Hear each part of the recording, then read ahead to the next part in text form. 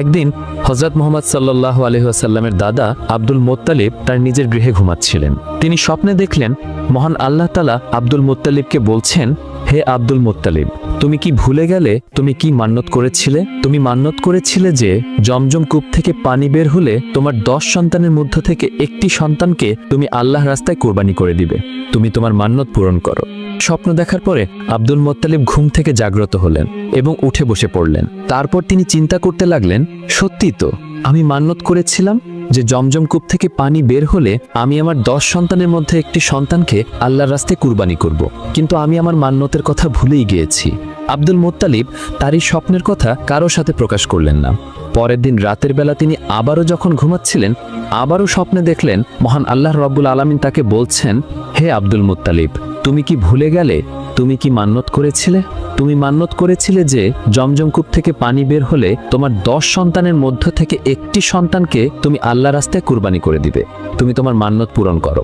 এবারও তিনি স্বপ্নের কথা কারোর সাথে প্রকাশ করলেন না। পরের দিন আবারও যখন তিনি ঘুমাচ্ছিলেন, তখন আল্লাহ পাক রব্বুল আলামিন তাকে বললেন, হে আব্দুল মুত্তালিব, তোমার কি মনে নেই যে তুমি কি মান্যত করেছিলে? তুমি তোমার মান্যত পূরণ করো। তুমি তোমার 10 সন্তানের মধ্যে থেকে একটি সন্তানকে আল্লাহর রাস্তায় জবাই করে দাও। যদি 7 দিনের মধ্যে এই মান্যত পূরণ না করো, তাহলে তোমার 10 সন্তান মৃত্যুবরণ করবে এবং জমজম কূপ থেকে পানি বের হবে না, একেবারে চিরদিনের জন্য বন্ধ হয়ে যাবে। আব্দুল মুত্তালিব এই স্বপ্ন দেখার পরে ভয়ে কাঁপতে কাঁপতে চিন্তা করতে লাগলেন যে তিনি কি করবেন। কিছুই তার বুঝে আসছে না, কারণ তার 10 সন্তানের মধ্য থেকে কাকে তিনি জবাই করবেন এটাই তিনি বুঝে উঠতে পারছেন না। পরের দিন সকালবেলা আব্দুল মুত্তালিব তাওরাত পণ্ডিতদেরকে ডাকলেন। তাওরাত পণ্ডিতেরা আব্দুল মুত্তালিবের কাছে আসলেন। তখন আব্দুল মুত্তালিব ভীষণ চিন্তিত এবং পেরেশানি অবস্থায় তাওরাত পণ্ডিতদেরকে বললেন, হে পণ্ডিতগণ, আমি মহান আল্লাহ পাক রব্বুল আলামিনের দরবারে মান্যত করেছিলাম, জমজম কূপ থেকে পানি বের হলে আমি আমার 10 সন্তানের মধ্য হতে একটি সন্তানকে আল্লাহর রাস্তায় কুরবানি করে দিব। আমার মান্যত মহান আল্লাহ পাক পূরণ করেছেন, স্বপ্নেও দেখিয়েছেন, সেই মান্যত পূরণ করতে বলেছেন। তাহলে অবশ্যই আপনাকে আপনার এই 10 সন্তানের মধ্যে একজনকে আল্লাহর রাস্তায় জবাই করতে হবে। পণ্ডিতগণের কথা শুনে আব্দুল মুত্তালিব অত্যন্ত চিন্তিত ও পেরেশানি হয়ে পড়লেন। তিনি কি করবেন কিছুই ভেবে পাচ্ছিলেন না। তার 10 সন্তানের মধ্যে কাকে জবাই করবেন তিনি বুঝে উঠতে পারছিলেন না, কারণ তার 10 সন্তানই তার কাছে অত্যন্ত প্রিয়। কোনো উপায় না পেয়ে পরের দিন তিনি তার সন্তানদেরকে ডাকলেন। আব্দুল মুত্তালিবের বড় সন্তান ছিলেন আব্বাস রাদিয়াল্লাহু তাআলা আনহু। আব্দুল মুত্তালিব প্রথমে তাকেই বললেন, হে আমার পুত্র আব্বাস, আমি মান্যত করেছিলাম যে জমজম কূপ থেকে পুনরায় পানি বের হলে আমি আমার 10 সন্তানের মধ্যে একটি সন্তানকে আল্লাহর রাস্তায় কুরবানি করে দিব। এখন কি তুমি আমার সেই মান্যতটি পূরণ করবে? তখন আব্বাস রাদিয়াল্লাহু তাআলা আনহু বললেন, আব্বাজান, এই কেমন মান্যত? আমি আপনার এই মান্যত পূরণ করতে পারবো না। আপনি আপনার অন্য সন্তানদেরকে বলুন। এভাবেই আব্দুল মুত্তালিব একে একে সব সন্তানদেরকে বললেন, কিন্তু কেউই তাতে রাজি হলো না। বাকি ছিল তার ছোট সন্তান, তার সর্বাধিক প্রিয় পুত্র আব্দুল্লাহ, যিনি ছিলেন রাসূল করিম সাল্লাল্লাহু আলাইহি ওয়াসাল্লামের পিতা।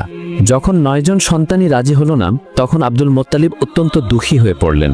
নিজের পিতার উদ্বিগ্ন মুখ দেখে আব্দুল্লাহ বললেন, আব্বাজান, আপনার কি হয়েছে? আমি তো কিছুই বুঝতে পারছি না, আপনি এত চিন্তা করছেন কেন?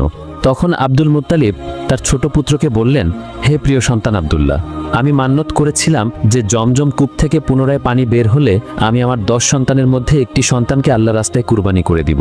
কিন্তু 10 জনের কেউই এতে রাজি হয়নি এবং আল্লাহ রব্বুল আলামিন বলেছেন, যদি মান্যত পূরণ না করি তাহলে আমার 10টি সন্তানই মৃত্যুবরণ করবে এবং জমজম কূপ চিরদিনের জন্য বন্ধ হয়ে যাবে। এখন আমি কি করব? এই কথা শুনে ছোট পুত্র আব্দুল্লাহ বললেন, আব্বাজান, আপনি চিন্তা করবেন না, আমাকে আল্লাহর রাস্তায় জবাই করে আপনি আপনার মান্যত পূরণ করুন। এই কথা শুনে আব্দুল মুত্তালিব খুশিও হলেন, আবার মনও ভেঙে গেল, কারণ তার সবচেয়ে প্রিয় সন্তান ছিল আব্দুল্লাহ। পুত্র হারানোর ব্যথা তাকে ভীষণ কষ্ট দিচ্ছিল। কিন্তু আব্দুল্লাহ ছাড়া কোনো সন্তান রাজি না হওয়ায় এবং মান্যত পূরণ না করলে পুরো মক্কা পানির অভাবে ধ্বংস হয়ে যাবে ভেবে তিনি বাধ্য হলেন আব্দুল্লাহকে সঙ্গে নিতে। তারপর আব্দুল মুত্তালিব ছোট পুত্র আব্দুল্লাহকে নিয়ে কাবার দিকে রওনা হলেন।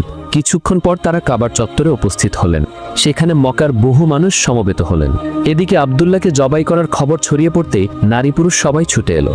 উপস্থিত নারীদের মধ্যে ছিলেন ওয়ারাকা বিন নওফেলের কন্যা মরিয়াম। ওয়ারাকা ছিলেন তাওরাতের পণ্ডিত, আর তার কন্যা মরিয়ামও তাওরাতে অত্যন্ত পারদর্শী ছিলেন। তিনি জানতেন তাওরাত গ্রন্থে লেখা আছে, এই আব্দুল্লাহর ঔরসে জন্ম নেবেন আখিরি নবী মাহবুবে আলম হযরত মুহাম্মদ সাল্লাল্লাহু আলাইহি ওয়াসাল্লাম। তাই মরিয়ম আব্দুল্লাহকে জবাই করতে মানা করলেন। তিনি কোনোভাবেই এটি হতে দিতে চাননি। তিনি আব্দুল মুত্তালিবকে বললেন, আব্দুল্লাহকে কোনো অবস্থাতেই জবাই করা যাবে না। তাওরাতে লিখিত আছে তার ঔরসেই জন্ম নেবেন শেষ নবী হযরত মুহাম্মদ সাল্লাল্লাহু আলাইহি ওয়াসাল্লাম।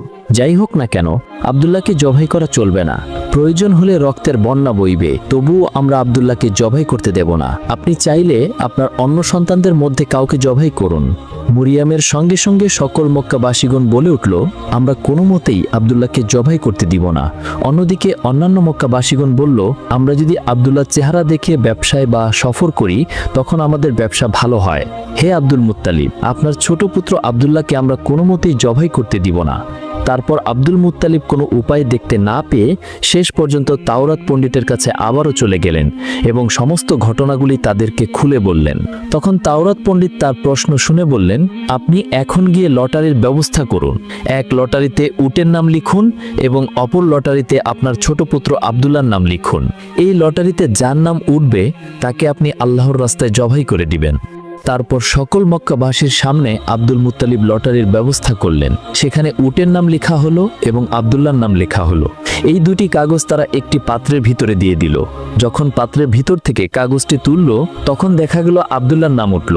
এদিকে মক্কাবাসী কোনো মতেই আব্দুল্লাহকে জবাই করতে দেবে না। আবারও লটারির ব্যবস্থা করা হলো এবং কাগজ তুলে দেখে আবার আব্দুল্লাহর নাম উঠল। এভাবেই লটারি করতে করতে ৯৯ বার এই পাত্র থেকে লটারির মাধ্যমে কাগজটি তোলা হলো, কিন্তু প্রতিবারই আব্দুল্লাহর নাম উঠল।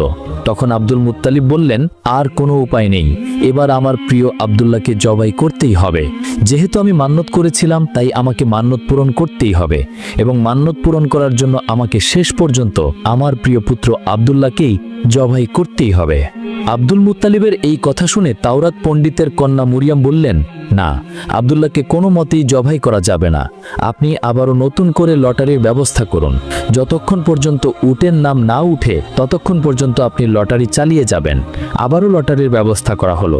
একদম শেষ পর্যায়ে অর্থাৎ ১০০ বারের পর এই লটারিতে উটের নাম উঠল। এবার সকল মক্কাবাসীগণ আনন্দে আত্মহারা হয়ে উঠল। অন্যান্য সকলেই খুশি হলো, কারণ তাদের প্রিয় আব্দুল্লাহকে আর জবাই করতে হবে না। এই ভেবে সবাই খুশিতে আত্মহারা হয়ে উঠল। তারপর আব্দুল মুত্তালিব অত্যন্ত খুশি হয়ে ১০০টি উট আল্লাহর রাস্তায় জবাই করে দিলেন।